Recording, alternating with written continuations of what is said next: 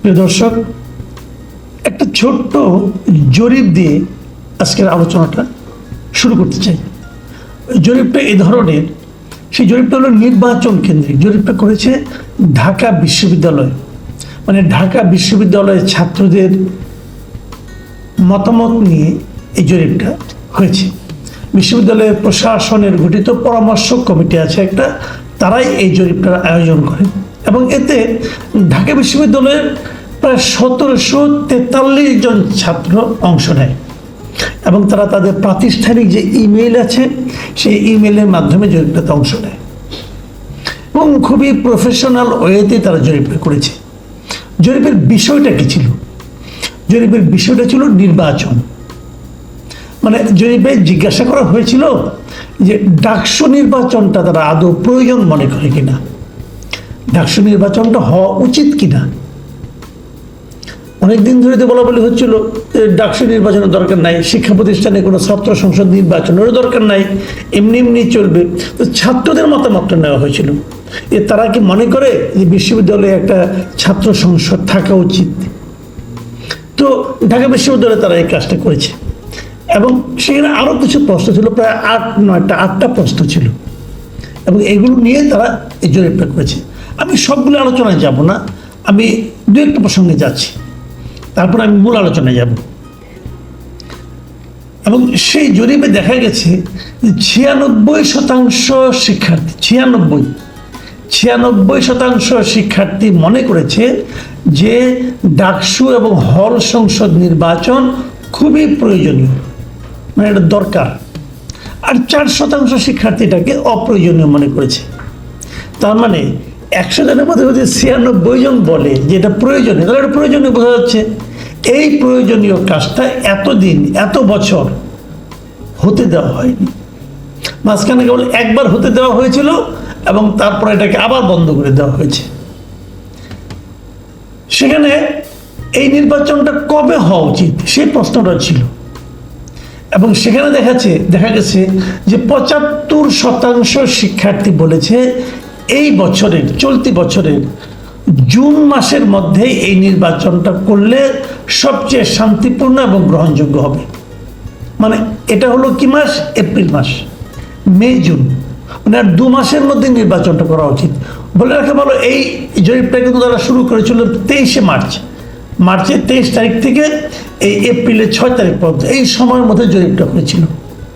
তাহলে তখন থেকে যদি আমি এপ্রিলটা পর্যন্ত ধরি, তাহলে এপ্রিল, মে, জুন, মানে মাঝখানে 3 মাস গ্যাপ দিয়েই সকল স্টুডেন্ট মনে করেছিল যে 3 মাসের মধ্যে নির্বাচনটা হওয়া উচিত। মানে 75% লোক মনে করেছিল 3 মাসের মধ্যেই নির্বাচনটা হওয়া উচিত। আরও 16% বলেছিল যে না, এটা সেপ্টেম্বরের মধ্যে হলে ভালো হয়। আর বাকি 9% মনে করেছিল এটা 1 বছর কিংবা তারও পরে হলে ভালো হবে। আমি অন্য প্রশ্নে যাচ্ছি না, আমি দুটো জায়গায় থাকছি। একটা জায়গায় কি যে ম্যাক্সিমাম স্টুডেন্ট মনে করেছে যে একটা নির্বাচন হওয়া দরকার,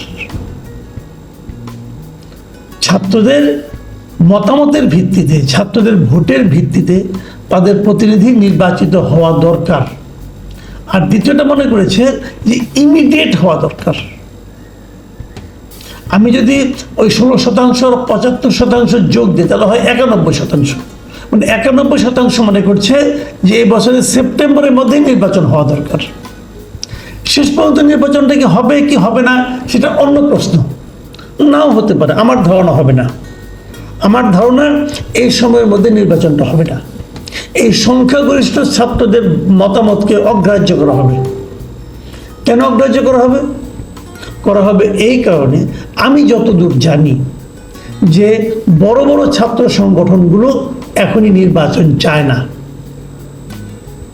তারা আগে জাতীয় সংসদ নির্বাচন চায়, তারপরে এটা করতে চায়।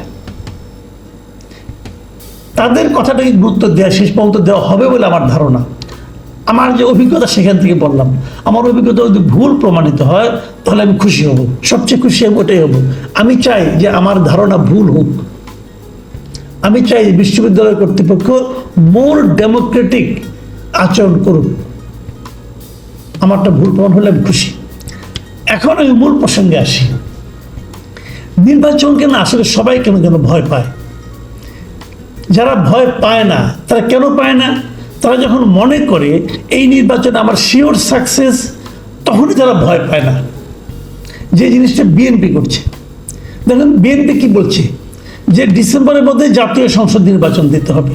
কারণ তারা মনে করে, বিশ্বাস করে যে ডিসেম্বরের মধ্যে জাতীয় সংসদ নির্বাচন হলে তারা জিতবে সেই নির্বাচনে।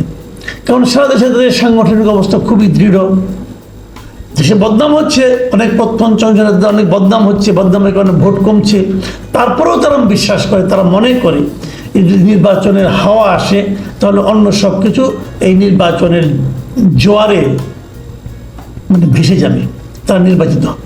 এই জন্য তারা ডিসেম্বরে নির্বাচন চায়। আবার দেখুন এনসিপি, তারা ডিসেম্বরে নির্বাচন চায় না, তারা মাঝখানে কত শর্ত যুক্ত করে দিয়েছে যে আগে শেখ হাসিনা বিচার করতে হবে, আগে সংস্কার করতে হবে, তারপরে নির্বাচন করতে হবে, আর অনেক কিছু করতে হবে। আবার দেখুন জামাত ইসলাম, তাদের আচরণ হলো সবচেয়ে রহস্যময়। এক এক মাত্র এক এক কথা বলে। প্রথম বলে যে রমজানের আগে নির্বাচন হতে হবে। খালেদা জিয়ার সঙ্গে লন্ডনে দেখা করতে গেলেন জামাতের আমির, ওখান থেকে দেখা করে এসে বললেন যে রমজানের আগে নির্বাচন চাই। রমজানের আগে নির্বাচন মানে কি? রমজান হবে আগামী বছরের ফেব্রুয়ারিতে, তার আগে নির্বাচন মানে কি? ডিসেম্বর অথবা ফেব্রুয়ারির মাঝামাঝি কোথায়, অথবা ডিসেম্বরে হলে হয়তো আপত্তি নাই, অথবা জানুয়ারিতে, এরকম কিছু একটা। এটার সঙ্গে কিন্তু বিএনপি চাওয়ার খুব একটা পার্থক্য নাই।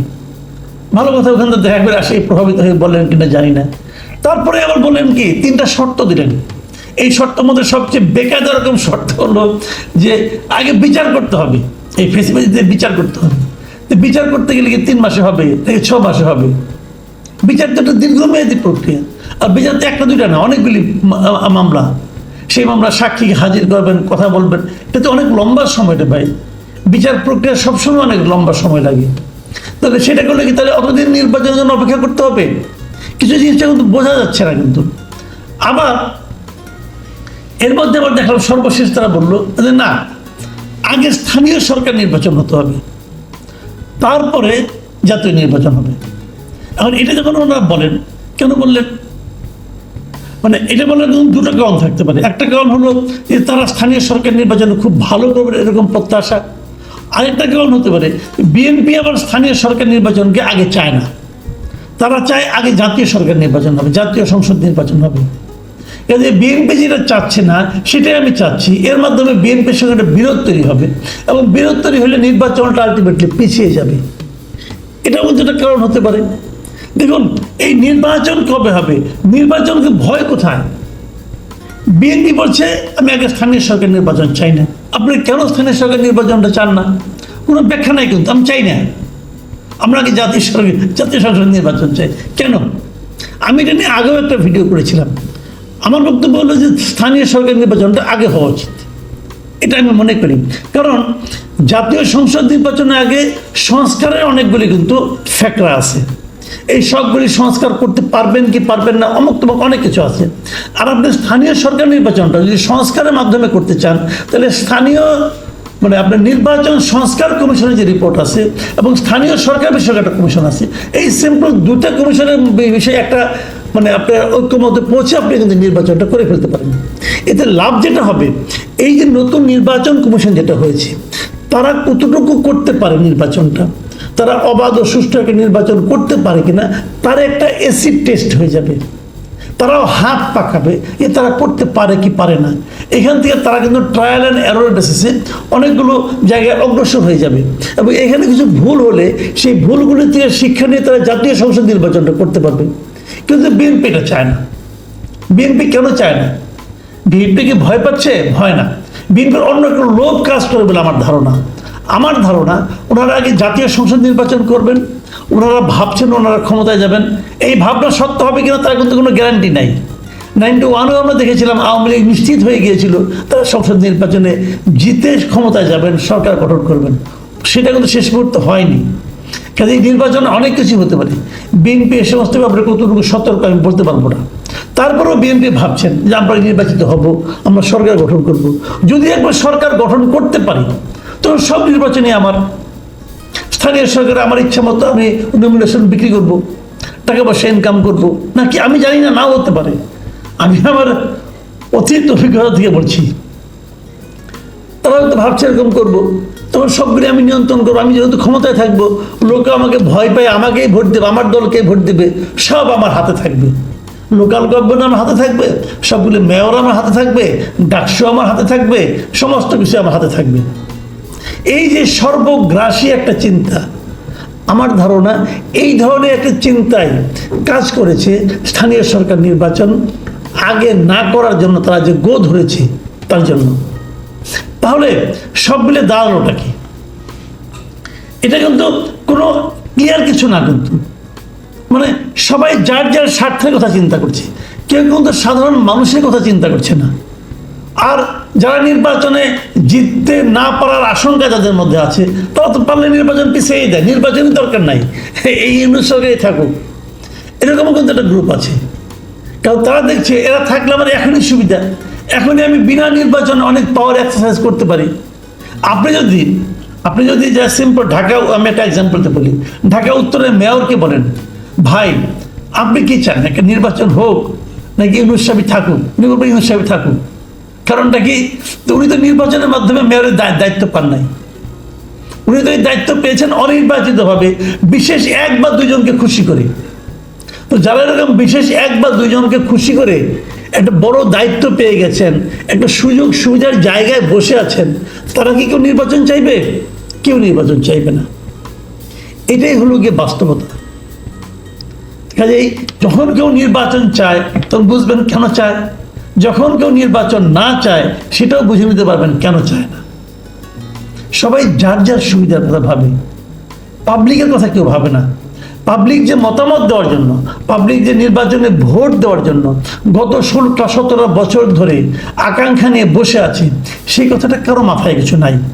তখন আবার আসে বা তাত্ত্বিক যুক্তি দেয় যে নির্বাচন হলেই কি সব সমস্যার সমাধান হবে? হয়তো হবে না, কিন্তু নির্বাচন না হলেই কি সব সমস্যার সমাধান হবে? এই প্রশ্নের কিন্তু আবার জবাব নেই।